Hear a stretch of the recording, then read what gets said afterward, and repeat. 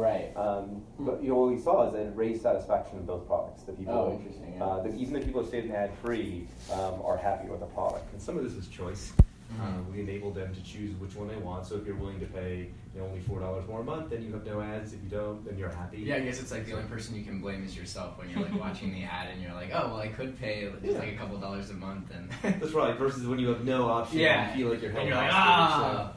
It's what we want. Is we want it to be easy, because at the end of the day, when someone turns on Hulu, like they've already given us the most important bit of context that they're going to give us. They've said I'm in low energy mode. Like I don't want to make a big meal. I'm not going to the gym. Like I'm not even going to read a book right now. And the subtext of that is But you could be at the gym. You could be watching at the gym. You could be at the gym. I do believe, and you could be on a bus on your phone. The dominant usage we see is what we've been used to seeing is sitting on a couch. There's that element, the subtext of that is our viewer saying, "Don't make me work for this." So, and that's what we think of, a lot of what we think about with the ad-free and the commercial, or the commercial-free and the ad-supported is choice. We're not going to make you work for it. Make it as easy as possible to get to the show that you really want to love. Right. So, that's where we spent a lot of time. And the other thing that we did this year that I'm really excited about, and we're going to see a lot more of this, in through 2016, is taking the work out of finding that the show, not only that you already know that you want to watch, but what's the next great thing to watch, and making the Hulu experience really respond to you, the things that you love, the things that you've never heard of before, but we're pretty sure that you're going to love. So that's something that we're really excited to keep kind of pushing down that path. Yeah. One thing that I heard a couple of days ago, actually, not in the video context, but from some people at Spotify, was that they were playing around a lot with mood. I mean, that's more maybe for music. I'm just curious as to whether you guys think about context and mood moving forward in terms of product design. Yeah. It's great. I think about it a lot. Yeah. I spent, prior to coming to Hulu, I was at Sonos. So a lot of time where Google Play Music and songs that really pioneered that space, Spotify. And I actually think there was something there with TV. We think, the more it's relevant to the context you're in, the more meaningful it's going to be. So, we think about the types of context. The first one that I think a lot about is there is the experience where you're watching, solo. It's just you, and then that's fairly simple to do. There's also a shared experience. So, for me, I have a set of shows that I watch. My wife has a set of shows that she watches. Then we have this third set of shows that we only ever watch together, and hell hath no fury if you watch one out of Right. And that time is not even always about what we're watching. It's symbolic of the time that we have together, our energy mode. So we think a lot about how you start capturing some of that context. That is really interesting, because it's not just you have separate profiles and stuff. I mean, that use case is interesting because it's not just one person or the other person watching. It's a specific time period of day that you are both watching together, etc.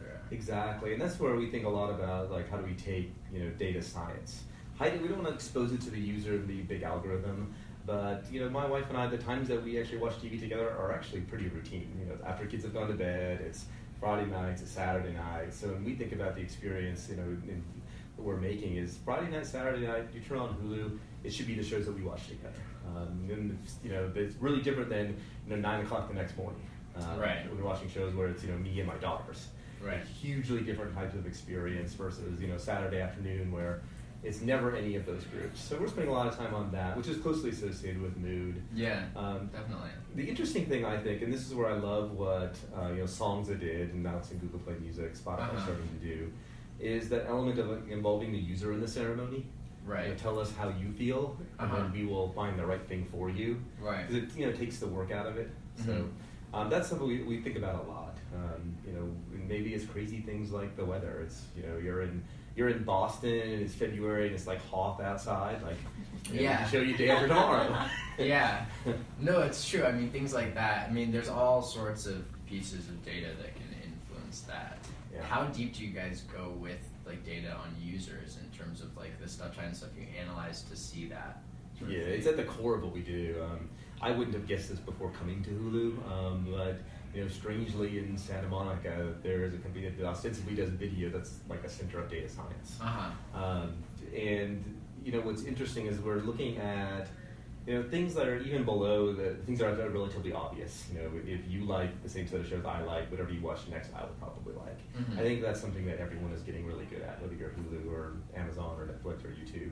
But starting to look a little bit more at how do you bring other types of data in. So we've got, if you go through the website, you can federate your Facebook account with Hulu. So one of the things we've been looking at is, if you like shows on Facebook, do we have those shows? And if you like a show like Empire, what are the people that stay on the service and have really good tenure and really good engagement? What are the things that they like versus the people that churn out? Because that helps us on a couple things. Are we giving you the right next show to watch? And guys are content acquisition, content creation. Are we creating the right shows? Are we actually thinking about the world the right way?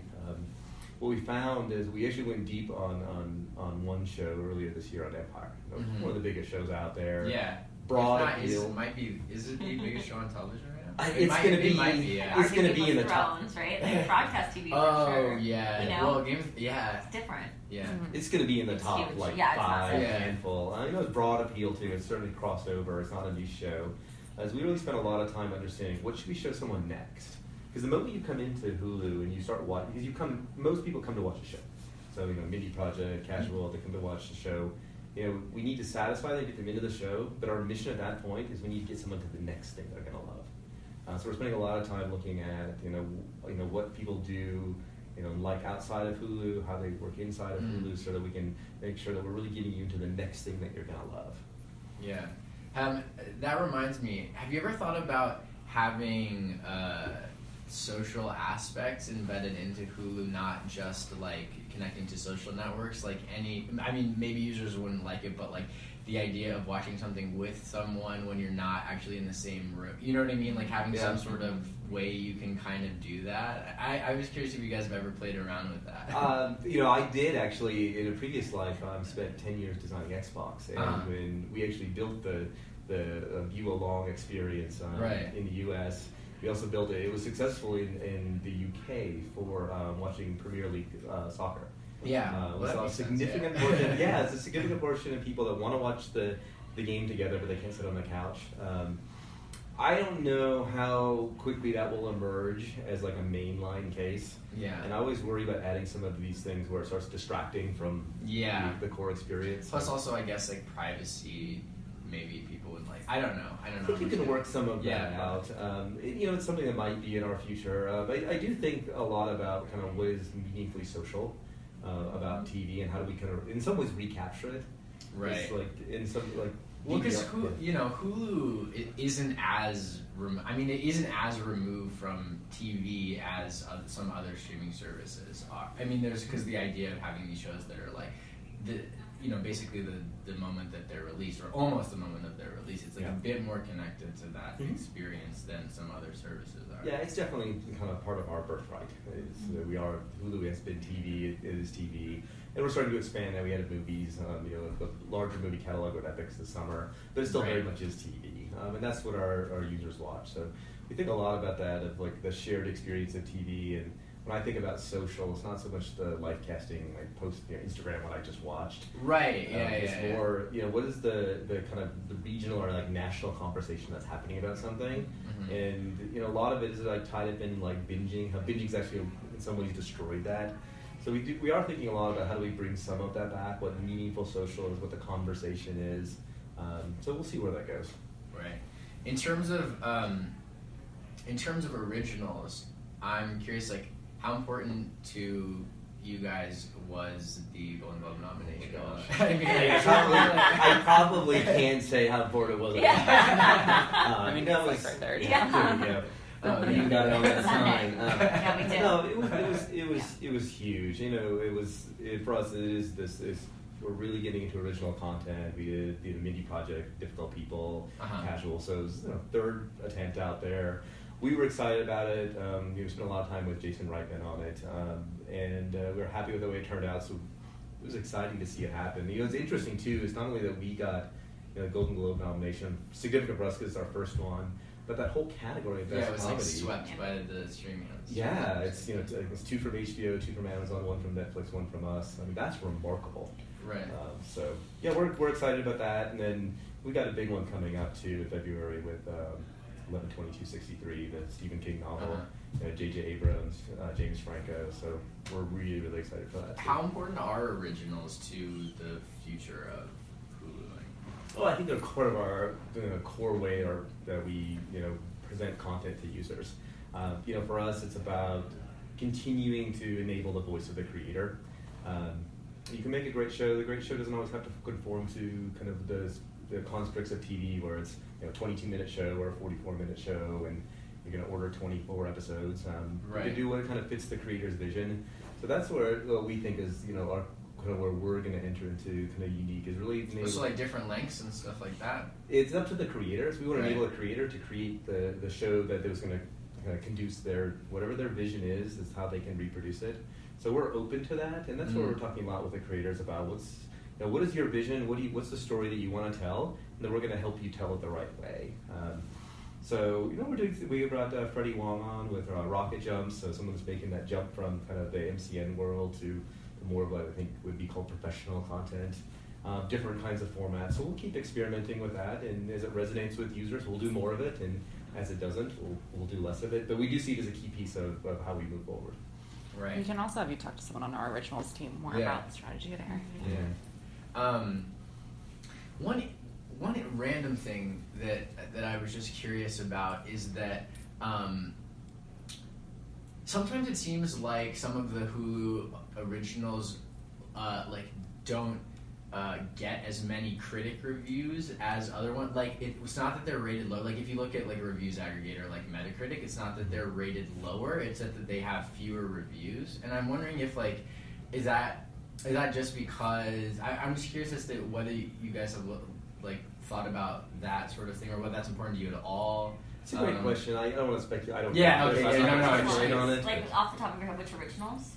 Oh, I don't remember. I was just doing a whole thing one time comparing all different originals from streaming services and looking on their ratings on Metacritic, and I was just noticing just the number of critic reviews versus you know what I mean versus the versus the actual rating. Right. It was just interesting. I didn't. It's interesting. We'll take a look.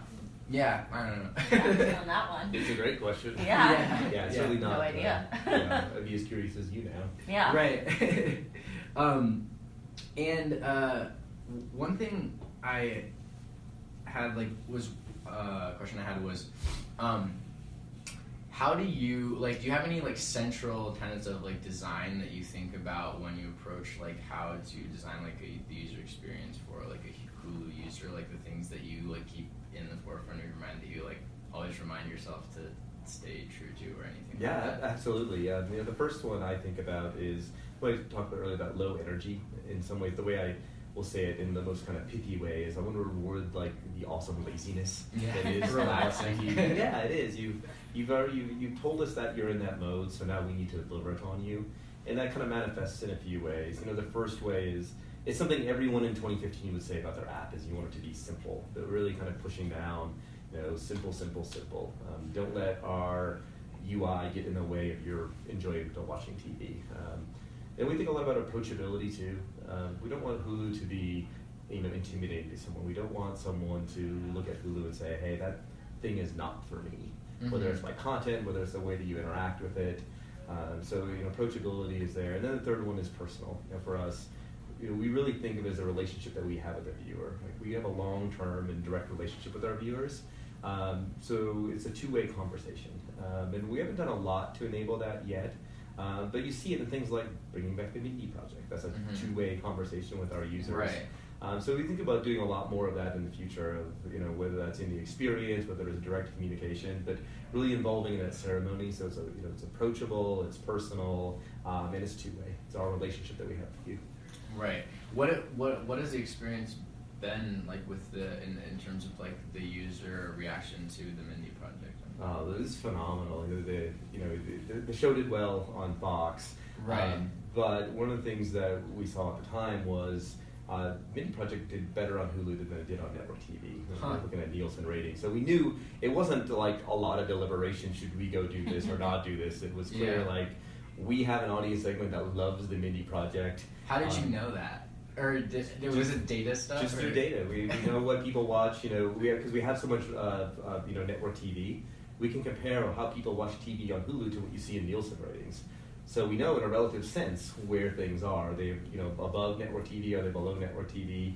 And the Mindy project was, in some ways it was serendipity because it was an outlier in how popular it was on Hulu versus network TV, where it didn't, for whatever reason, get a lot of love. Mm-hmm. So when we brought that one back, I think in some ways we were almost unprepared for the amount of goodwill and love that we got back from that community. And also Mindy's great too. Mm-hmm. So she's clearly got her fans. She communicates with them well. So in some ways it was the right person for that relationship where it's two-way. So I think all serendipity happened. It worked great. So, do you think that your data analysis is better than some other places that have tried to bring shows back and had them not do as well? Do I think it's great? I think it's great. I'm gonna be careful on that. I'm just curious because this can be off the record.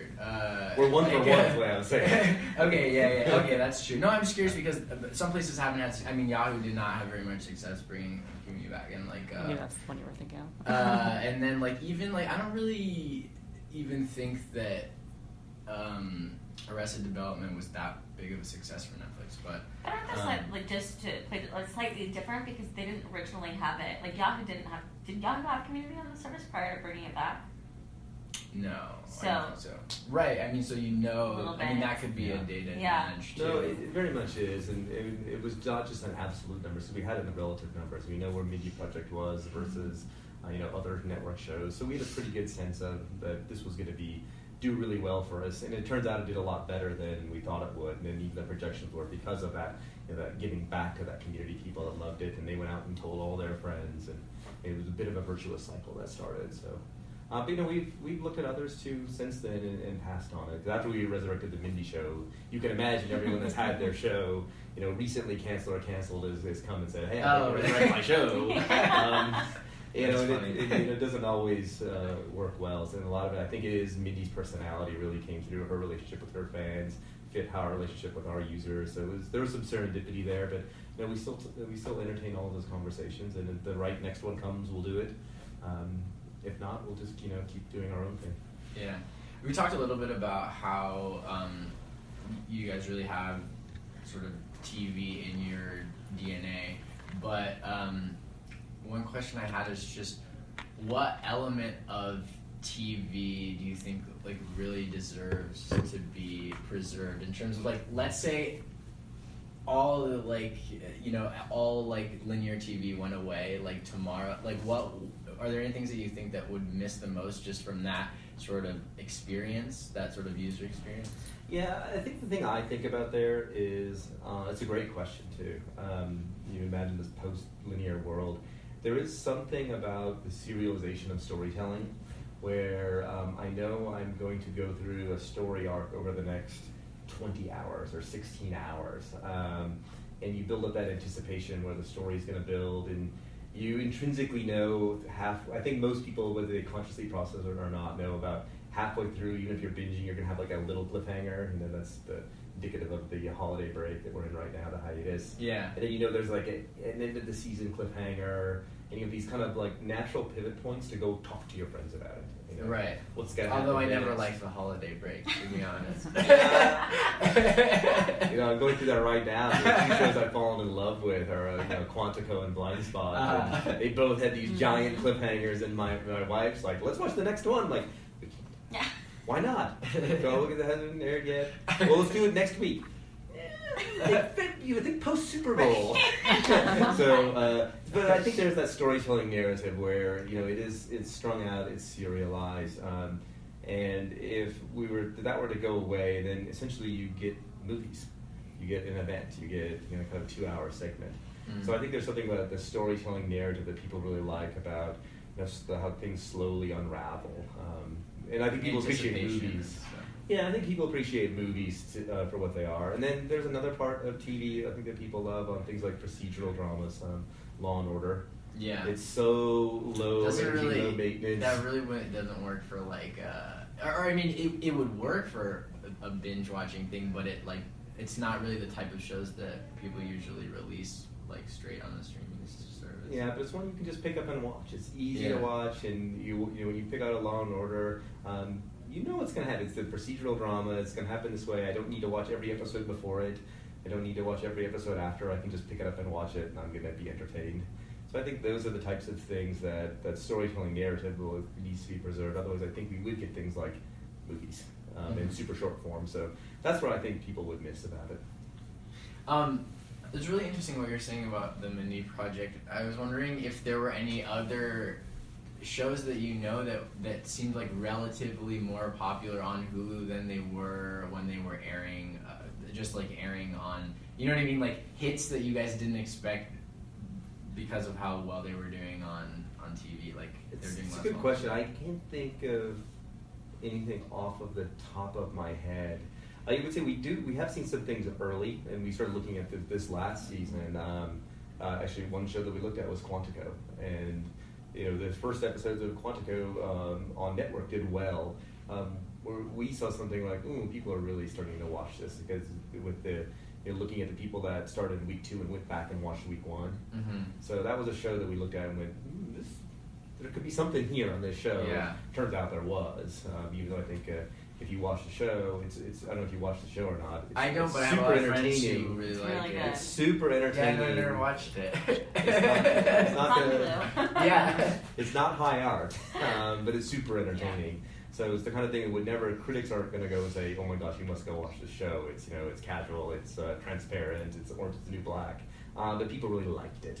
So that's one of the kind of things that we're starting to see. And that's what part of how we think about, personalization. It's a little bit of like to me, success in the future for Hulu would be, if I use an analogy from like 10 years ago, you've never heard of J.J. Abrams, you've never heard of Jennifer Gardner, but the show Alias is going to, not only is it going to rule the earth for the next 6 years, it's going to change how we tell stories on TV. And Alias becomes Lost, and now you get Blindspot and you get Quantico, and they're all part of that kind of DNA. Whereas in that same time period is when 24 came out, a totally different kind of storytelling narrative. Yeah. I know, but that identifying what that next Alias is, where it's going to transcend watching the TV show, that to me would be the win. So we can get that in front of people, early. What about like user ratings or like the user feedback?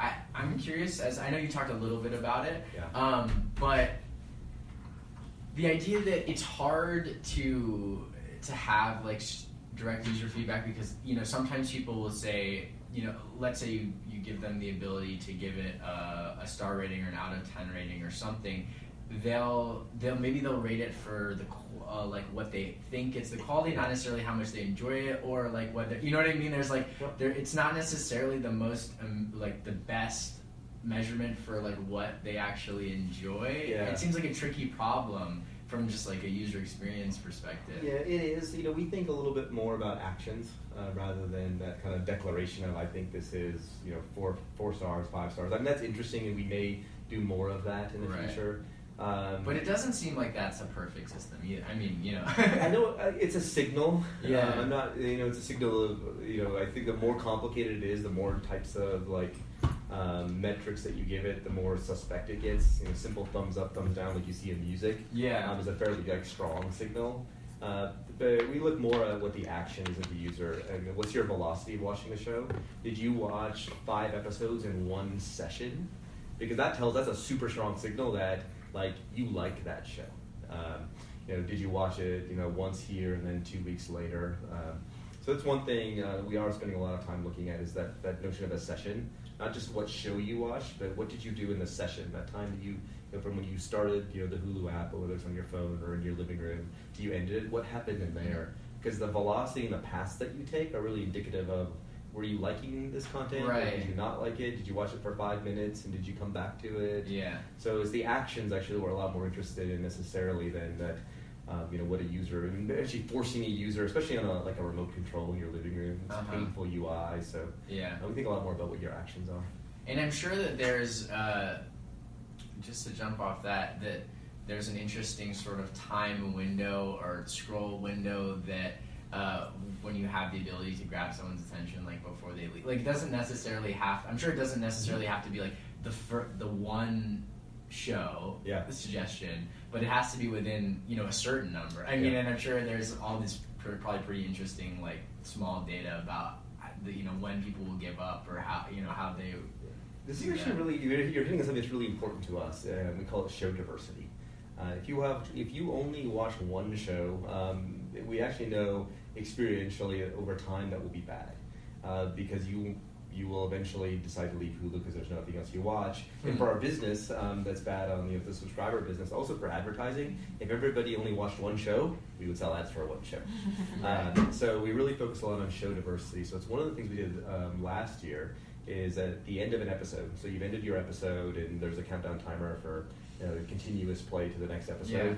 Yeah. But we also show you 2 shows that you would maybe also like to watch. And that's something that we've actually seen through data proved to be surprisingly effective. Oh, that's really interesting. It's just that little passive. To me, it's all UI is a conversation with another human being, and our conversation with you is, "Hey, we're totally psyched. We're gonna get you to the next episode. Just in case you want to know, you could watch this too." Yeah. It's no pressure. Yeah. But here it is. You can watch it, and that's one of the things we found that increases show diversity.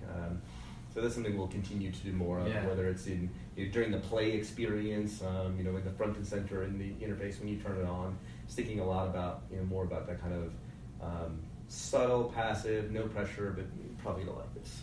Right. Do your users ever surprise you? Are there any things that are like that you didn't expect, or looking at the way that they use the product, or the patterns that you see? What's interesting is what we're seeing is we look across living room devices. You can think of living room devices in 2 segments. There are more sophisticated devices, game consoles, Apple TV, Roku, and then smart TVs, where your input's a little bit more limited. And then mobile devices, tablets and phones, and looking at how consumption differs across those. The thing that we are continue to be surprised with is that living room continues to grow when people want to watch. In some ways, that video wants to be on the biggest and best screen in your house. But we continue to see mobile move along out of short form content. It's not just clips that people are watching. And that's something that's really interesting. I think it's more about the demographic change that we're seeing. Yeah. Baby boomers to millennials. And that's something we're really excited about too, because it opens up a new world of possibility, not only for us, but for creators as well, to reach a different audience of people who, to a certain extent are starting to reject traditional TV and live different lifestyles. So that's the area, and that's probably not the biggest surprise ever in the year 2015, 2016. But it's still interesting because I never watch Hulu on my phone. I always just watch it on my laptop. You watch it on your laptop? Yeah. You are one of a, I wouldn't say dying breed. I know, apparently I am. That's shrinking. Or on the TV. Do you live in LA? No, I live in New York. Okay. So not on the subway? Oh, well, I don't download it on my... Yeah. Can you even do that? No, there's no offline service. I wouldn't be able to. I watched it when we were sitting Bart on. Internet. Bart has Wi-Fi. Oh right, yeah. No, I'm from Oakland. Okay. So No, when our flight was delayed, and we were sitting on the tarmac for like an hour and a half. I watched The Bachelor on my phone. See, that's funny. What about tablets? Do people actually watch it on tablets? What we call mobile usage would be tablets and phones. You see more of it on mobile devices, or sorry, on tablets. The form factor is right. The iPad Mini, the 7-inch kind of Android tablets are so easy to hold. So those are something that we do see quite a bit of, and it'll be interesting to see where that goes. Because I know overall in the market, tablet sales are sort of flattened out a little bit. People are always saying like tablet's dead. I don't think the tablet is dead. I just don't think it's going to grow, double digits every single, or 30-40% every single year. So tablet usage is definitely there. It'll be interesting just as we continue to go through the years and people live increasingly mobile lives. I think that will start to come into play. But I do think there's something, and this maybe it's our lineage in TV that brings this, is it is the thing you do on the couch. And it's the thing you do with other people. Mm-hmm. I think that still is very much, it's in our wheelhouse. It's what we're known for. It's what people kind of expect out of Hulu. So it'll be interesting to see how that changes over time.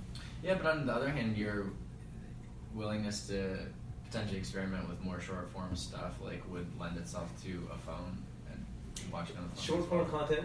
We are experimenting more with clips, especially with things like late night shows. Yeah, we got Trevor Noah, Jimmy Fallon, What's the way that we can start packaging that? It's something that Hulu did a little bit more of in the past that we're starting to work on. How do we bring back in the right way of, hey, is it last night and late nights? You know, what happened on Saturday Night Live? What made you laugh? And that content is like, it's great for mobile. Thinking a lot more about off-channel too. Like, is there a Hulu experience on Snapchat that's like, here's what made you laugh last night? So thinking a lot about those kinds of things as well. Hulu on Snapchat. That'd be crazy. Yeah, so we're thinking about things like that, and if that's the right thing to do, just the way to get the people are consuming video now. Do Hulu clips go on Facebook? Or no? We have a presence on Facebook. We're still working with Facebook right now on, you know, what if there's a great partnership there, we should explore it. If not, we'll see. So I would say it's early, but it's something we're talking a lot about. Right. But if it would probably be like clips more than like full stuff. It's hard for me to imagine that would be a great venue for long no, content, and it's already available. But hey, the New York Times is putting all their stuff on there, so. We'll see where it goes, for sure. It was interesting this year. One of the things we actually learned is with Casual, actually, there's a scene from the first show. It's absolutely hilarious. They're at dinner making fun of CrossFit and paleo. Yeah. And so we put that out as a teaser, and it did okay in terms of views, what we relatively see. And then someone, actually, I'm not sure who it was, in our content group said, you know, when I watch this on my phone, I don't have video. Our audio turned on. Yeah. So let's put subtitles in. Yeah. So we put the subtitles in, and like within weeks, it was 17 million views. We see Casual start picking up. That's like a big video form now. And over just like the past half a year, those like auto playing couple minute videos with the like sort of dynamic-y subtitles. Yeah. It just came out of nowhere when autoplay started happening and all like Facebook. Well, I think this is what was interesting watching Facebook when they rolled out video, because there was initial like amazing rejection, because all of a sudden it was like part of the reason I like Facebook is I don't have these annoying web ads that start when I'm not ready for them. And I loved how Facebook quickly responded to that with like defending like, no, we are about the future of video as part of it, but the concession they made is we're not going to start auto playing the audio from it. So the video may play, and if you scroll up the screen, the video will keep playing, but the audio doesn't. So yeah. It's an interesting kind of change in storytelling. It seems like pretty much worked. I mean, I haven't seen like a lot now. Like I don't hear people complaining about the auto playing really anymore now that it is like no audio. Yeah, I think we found the right kind of experience for that. And then you get audio if you want to. It's very easy. You tap, plug full screen, then there's audio. So there's a future there for sure. And so we think a lot about that. What is that experience of Hulu when you don't come to Hulu? What's the experience of Hulu that you have before you're a subscriber, before you're viewing it on the web, ad supported? So that's something we are actually thinking quite a bit about. And then, sorry to interrupt here, but we just have to. He has dinner to go to. Oh yeah, sure. No worries. I think I got to everything on the list of things that I wanted to. Yeah, no, this was great. Super helpful with everything. Yeah, it's gonna be exciting, and I look forward to touching base in the future. You can hold me accountable for the promise of Hulu, but it is really I think more approachable.